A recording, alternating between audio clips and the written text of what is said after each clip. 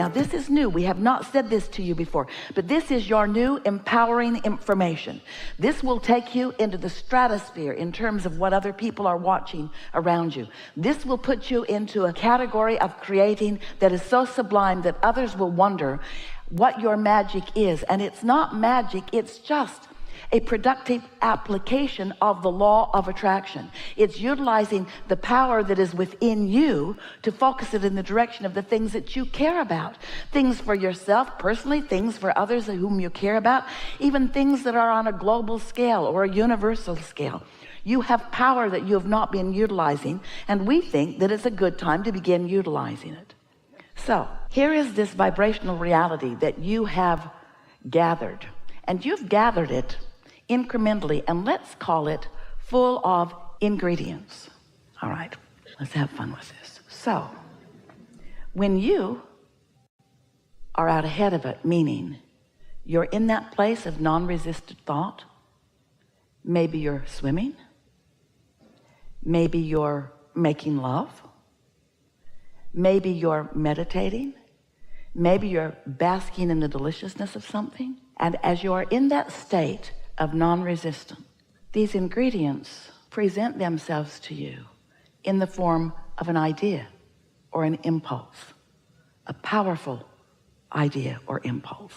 Now, you don't know it's powerful because it's just sort of like a simple thought. Stop at 7-Eleven. Or it's just a simple thought. I think I'll take a run, or I think I'll go to the beach, or I think I'll call my mom, or. But what we want you to know about it is because the ingredients are there, and because your inner being is there with those ingredients, and because your inner being knows where you are in relationship to everything that you want. When you get into that state of pure positive energy, when you get into that state momentarily, it might be 10 seconds long, of non-resisted thought, you have access to what your inner being knows about everything that's in there. And then an idea occurs to you, and when you follow that impulse, this time and next time and next time and next time, you begin to discover your true power. That's where the ideas that matter most come from. Now, they've always been there for you. Those ingredients have always been there for you, and your inner being has always been focusing them in to thoughts that you could receive, but you can't unless you're in a non-resisted place. Because you have to match up with what that thought is, and that thought is pure positive energy. Oh, we want you to feel the power of your vortex. We want you to reap the benefits of all that you have been living. We want you to find the timing, this moment in time timing. We want you to know that when you tune into that the impulse, and then the next, and then the next, and then the next will come. So, you following that? You sort of kind of believe it? So we say a lot of things, don't we? So when you start with the premise that when you are connected to who you really are, you are powerful. So let's just use that as the basis from which we move forward. And now we want to say to you that what you give your attention to is what you're attracting into your experience.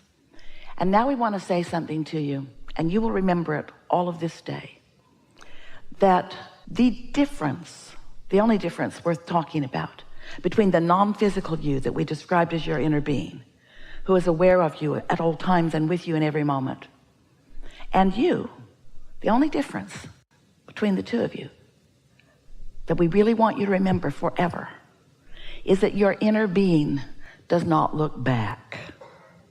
Your inner being just keeps being the forward-most version of you, not looking back in any justification, in any comparison, in any defense, just bees this wonderful culmination of life, looking forward to. Now, here's where you come in. You're in your body and you're exposed to contrast.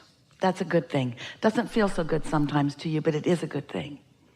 So as you're exposed to this contrast, knowing what you don't want, and therefore knowing what you do want, whether you can speak it or not, and launching these rockets of desire, you are creating a vibrational reality. And the reason we call it a vibrational reality is because it takes a little bit of time for those thoughts to turn to things. It's a vibrational reality that is perfection by your choices, because you put all of the ingredients, all of the elements of it forward, and they've been collected by the law of attraction. They are in what we are calling a vibrational reality.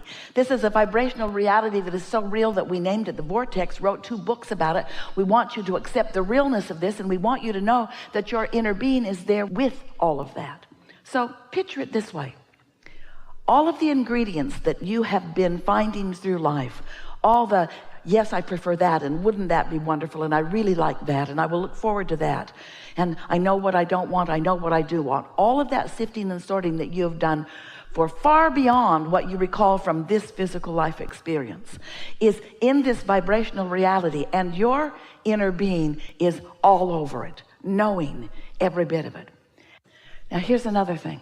We're going to stay with you for a little while on this conversation until we can feel that you're grasping it. Because this process, you've heard the words before, daydream. Do you remember when you were kids? Before you were responsible? Before you felt responsible?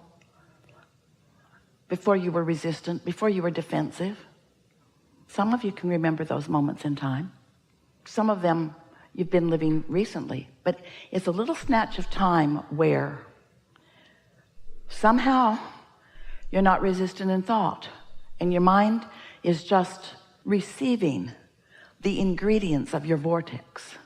They're putting themselves together with the tutelage or tutorialage, with the help of your inner being, who knows where you stand in relationship to everything that you want, and knows what the ingredients that you've put into your vortex is, so knows what the path of least resistance is for you to receive a thought. So do you think that you're here to create your own reality? You are, but do you think that the reason that you're here to create your own reality is that when you create your own reality you will like it better? Well, that's one reason. But it isn't the reality that you are creating that you are here about. It's the thrill of reality creating that you're here about.